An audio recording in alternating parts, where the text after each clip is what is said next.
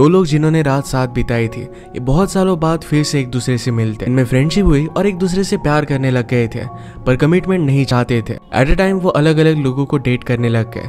क्या अपने प्यार को रियलाइज कर पाएंगे? ये हम आज की हमारी movie sleeping with other people 2015 की एक रोमांटिक कॉमेडी हॉलीवुड मूवी में देखने वाले हैं। अगर आपको एक्सप्लेनेशन अच्छा लगता है तो प्लीज से लाइक और कमेंट जरूर कर दीजिएगा। बिना किसी देरी के एक्सप्लेनेशन स्टार्ट करते हैं।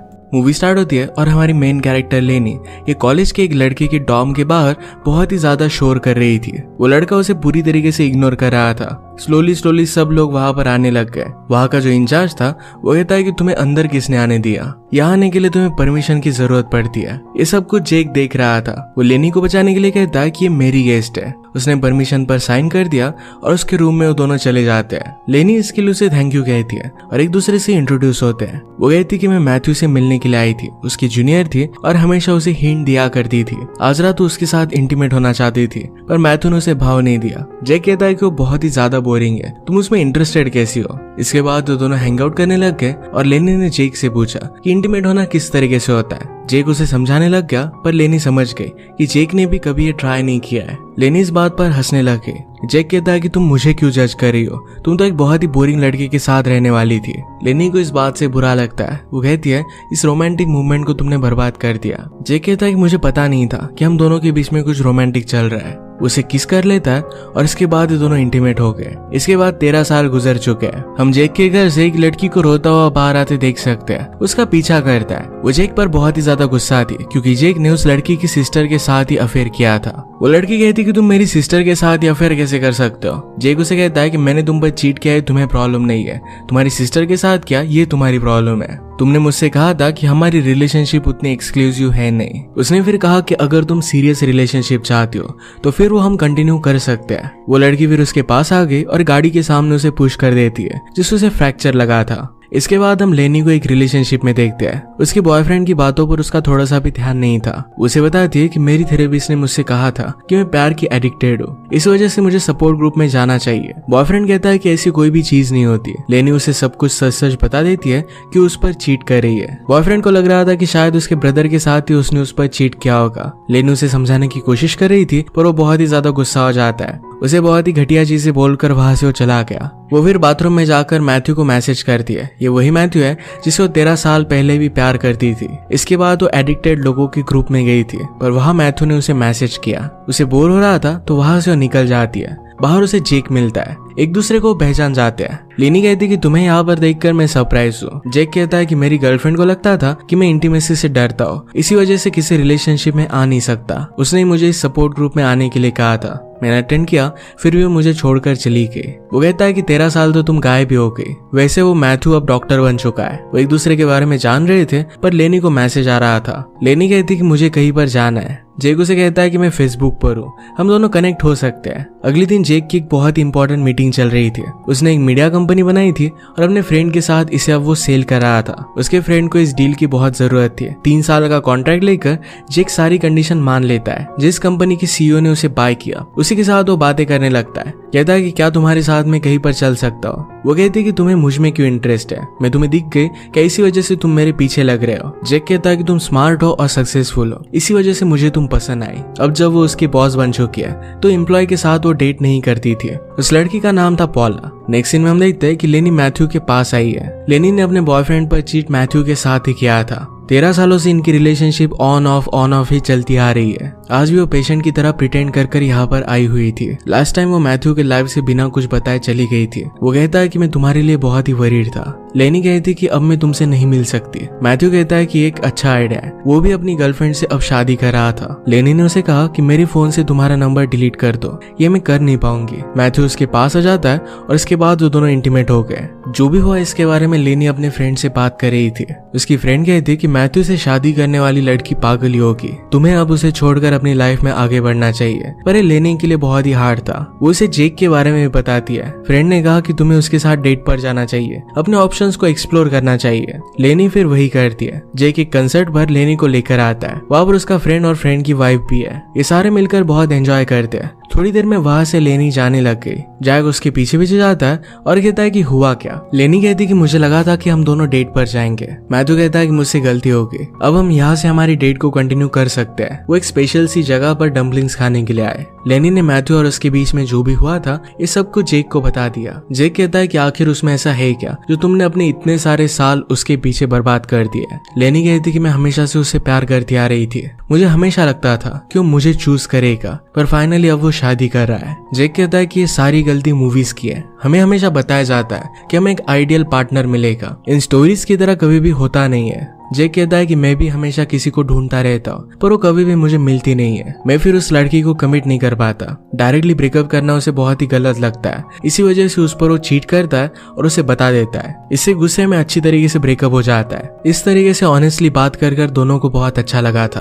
वो जब घर जाने लग गए तो जेक कहता है कि मैं तुमसे अट्रैक्टेड होने लग गया हूँ। लेनी कहती कि हम दोनों हमेशा हमारे रिलेशनशिप्स को बर्बाद कर देते हैं, ये अच्छा आइडिया नहीं है। हम दोनों मिलकर एक अच्छा डिसीजन लेते हैं, हम सिर्फ फ्रेंड्स रहेंगे। अगर हमें कोई भी फीलिंग्स आने लग गए तो एक दूसरे को इसके बारे में बता देंगे। जेक हमेशा अपने बॉस पॉला के साथ फ्लर्ट करता था। उसने फूलों के साथ एक कार्ड भेजा जिसमें लिखा था कि अब मैं तुम्हारे साथ फ्लर्ट नहीं करूंगा। जेक और लेनी एक दूसरे से बात करने लग गए। वो एक दूसरे से पूछते हैं कि क्या वो किसी से मिले। दोनों किसी और के साथ डेट पर जाते हैं पर एक दूसरे को मना करते हैं। जेक लेनी को समझाता है कि अगर तुम किसी से प्यार करोगे तो खुद से होना चाहिए। एक दिन लेनी जब बैठी हुई थी तो एक जगह पर मैथ्यू को जॉगिंग करता देखती है। उससे वो बात करने वाली थी पर मैथ्यू को उस पर ध्यान नहीं था। वो भागने लग गया तो लेनी ने उसे पीछा करने की बहुत कोशिश की पर वो कर नहीं पाती। वो इस बात से बहुत ही ज्यादा अपसेट हो गई थी तो जैक को बुला लेती है। वो कहती कि शायद मैथ्यू को हम दोनों के ब्रेकअप के बाद कोई फर्क नहीं पड़ा था। जेक कहता है कि तुम वरी मत करो, तुम फनी हो, स्मार्ट हो और दिखने में तो बहुत अच्छी हो। लेनी को बहुत बुरा लग रहा था,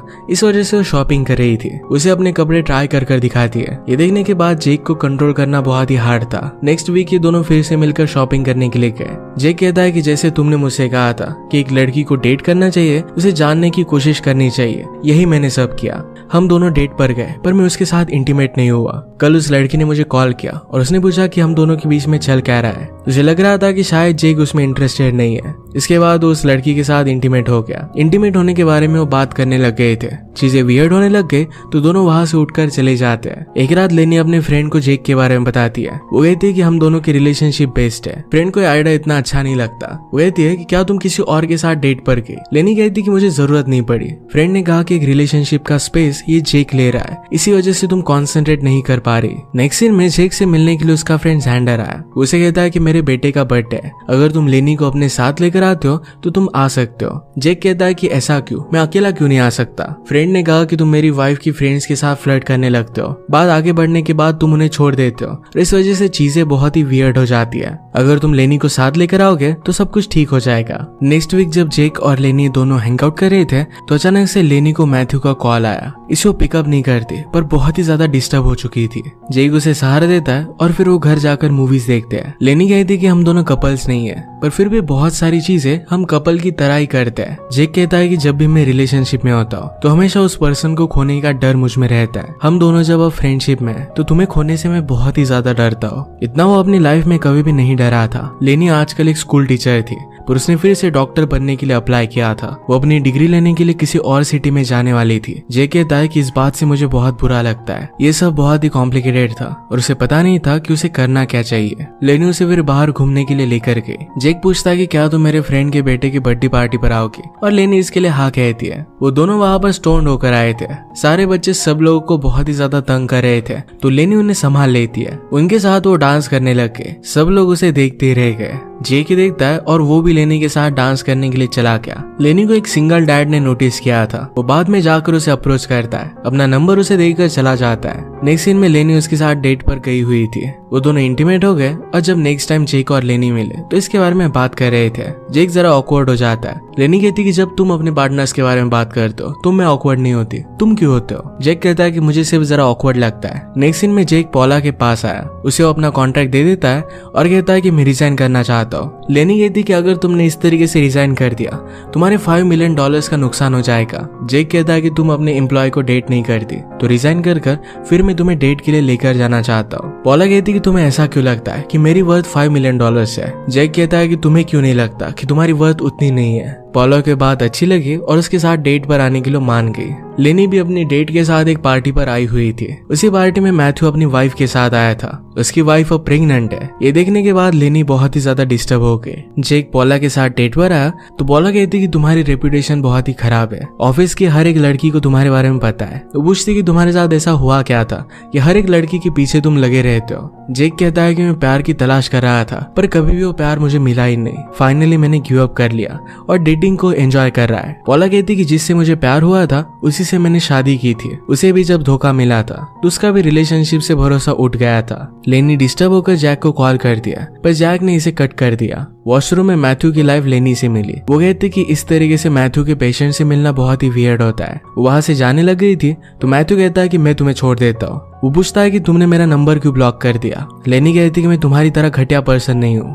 जेक और पॉला के बीच में बातें आगे बढ़ती है। वो दोनों इंटीमेट हो रहे थे पर जेक ने लेनी का नाम ले लिया। पॉला पूछती कि लेनी कौन है। जेक कहता है कि एक बहुत ही लॉन्ग स्टोरी है। वो घर पर आया तो लेनी उसका वेट कर रही थी। सब कुछ सुनकर उसे सपोर्ट देता है। लेनी ने जेक को उसकी डेट के बारे में पूछा। जेक कहता है कि वो बहुत ही अच्छी गई थी। उससे पूछती है कि क्या हम दोनों एक दूसरे से प्यार करते हैं। लेनी ने पूछा कि अब हम इस बात का क्या करेंगे। जेक कहता है कि बिना किसी कंडीशन के मैं तुमसे प्यार करता हूँ, इसके बदले में मुझे कुछ चाहिए नहीं। लेनी कहती कि मैं भी उतना ही तुमसे प्यार करती हूँ। लेनी को अपने कॉलेज के लिए अलग सिटी में जाना था तो रेडी हो जाती है। जेक कहता है कि सब कुछ छोड़ छाड़ कर भाग जाने का हमारा लास्ट चांस है। लेनी कहती कि कमिटेड आदमी के साथ अब मैं रिलेशनशिप नहीं रखती। इसका मतलब है जेक और पॉला की रिलेशनशिप अच्छी चल रही है। जेक कहता है कि मैं भी अब किसी पर भी चीट नहीं करता। इसके बाद बाय कहकर अपने अपने रास्ते पर वो चले गए। 2 मंथ गुजर जाते हैं। जेक पॉला के बेटे को खेलने के लिए लेकर आया था। उसका फ्रेंड उसे कहता है कि लेनी के बाद तुम एक बहुत ही अच्छे पर्सन बन चुके हो। आजकल तुम दोनों में चल क्या रहा है। जेक कहता है कि बहुत टाइम से हमने एक दूसरे से बात नहीं की। जब जेक पॉला के साथ था तो उसे पेरिस लेकर जाना चाहता था। उसने उसके लिए पूरी सरप्राइज वैकेशन प्लान की थी। पॉला कहती है कि तुम इतने अच्छे हो कैसे सकते हो। जेक कहता है कि लाइफ में मैंने बहुत सारी मिस्टेक की है, अब वो नहीं करना चाहता। इसी मोमेंट पर रेस्टोरेंट में उसने मैथ्यू को देखा। उसे बहुत ज्यादा गुस्सा आ जाता है। वो डायरेक्टली जाकर उसे पंच कर देता है। मैथ्यू कुछ भी समझ नहीं पाता पर एक दूसरे से फाइट करने लग गए। फाइनली पुलिस उन्हें रोक लेते हैं। फाइट करते वक्त जेक मैथ्यू से कह रहा था कि लेनी के साथ तुम ऐसा नहीं कर सकते। ये सब सुनकर पॉला बहुत ही गुस्से में थी। पॉला कहती कि तुम अब भी उससे बहुत प्यार करते हो तो फिर भी मेरे साथ रिलेशनशिप में क्यों आए। जेक कहता है कि मैं तो उससे बात भी नहीं कर रहा, उसे कन्विंस करने की कोशिश कर रहा था। पर पॉला कहती है तुम्हारी 2 पर्सनैलिटीज है, जब तक तुम अपनी लाइफ को फिगर आउट नहीं कर लेते तब तक मैं तुम्हारे साथ नहीं रह सकती। पुलिस स्टेशन में जेक ने लेनी को कॉल किया। जो इंसिडेंट हुआ था इसके बारे में उसे बता देता है। लेनी ने पूछा कि तुमने ऐसा किया क्यों। जेक कहता है कि मैं तुम्हें हमेशा बहुत ही ज्यादा मिस करता रहता हूँ। मिस करता हुए कहना गलत होगा क्योंकि मुझे लगता है कि तुम कभी भी मेरे पास से गई ही नहीं हो। हम दोनों को लगता है कि एक दूसरे के साथ रिलेशनशिप में हम दोनों सही नहीं रहेंगे, पर एक दूसरे को अगर हम चांस ही नहीं देते तो बहुत ही बुरा हो जाएगा। अगर मैं फेल भी हो गया तो फिर भी तुम्हारे साथ ही फेल होना चाहता हूँ। लेनी ये सुनकर बहुत इमोशनल हो गई थी। उसे कहती कि प्लीज बात करते रहो। जेक चिल्लाकर उसे आई लव यू कहता है। लेनी ने भी उसे आई लव यू कहा। इनकी आवाज सुनकर फिर मैथ्यू को पता चला कि एक्चुअल में यहाँ हुआ क्या था। उस पर एक बहुत बड़ी केस कर देता है। बार बार जेक को कोर्ट में बुलाया जाता है पर वहां पर मैथ्यू नहीं आता। एक दिन लेनी मैथ्यू के पास चली गई। वो कहती कि जेक पर तुमने जो भी चार्जेस लगाए थे ये विथड्रॉ कर लो। मैथ्यू कहता है कि अगर मैंने ऐसा नहीं किया तो फिर तुम क्या करोगी, क्या मेरी वाइफ को जाकर सब कुछ बता दोगी। लेनी कहती कि तुमने मेरे साथ बहुत सारी चीजें शेयर की थी, तुम मेरे बारे में जो फील करते हो शायद वही चीजें तुमने अपनी वाइफ को भी भूली होगी। अगर मैं उसे सब कुछ जाकर बता दूंगी तो उसे बहुत ही ज्यादा हर्ट होगा। ये बात मैथ्यू समझ गया और चार्जेस ड्रॉप करने वाला था। वो बाहर निकलती है और जेक उसका वेट कर रहा था। वो दोनों रेडी होकर शादी करने के लिए जा रहे थे। वो रियलाइज करते कि अब तक वो एक दूसरे के साथ इंटीमेट नहीं हुए। जल्दी से शादी के पहले वो घर जाना चाहते थे। एक दूसरे के साथ एक ऑनेस्ट और वियर्ड सी रिलेशनशिप में दोनों बहुत ही ज्यादा खुश थे। इसी के साथ ही मूवी एंड हो जाती है। अगर आपको एक्सप्लेनेशन अच्छा लगा तो प्लीज लाइक और कमेंट जरूर कर दीजिएगा। ये बहुत सारी मूवीज लेकर आता रहता हूँ तो प्लीज इस चैनल को सब्सक्राइब कर दीजिए और बेल नोटिफिकेशन आइकन दबाना मत भूलिएगा। हम फिर से मिलेंगे और एक नई मूवी के साथ। तब तक के लिए थैंक यू और आप अपने आप का ख्याल रखिए।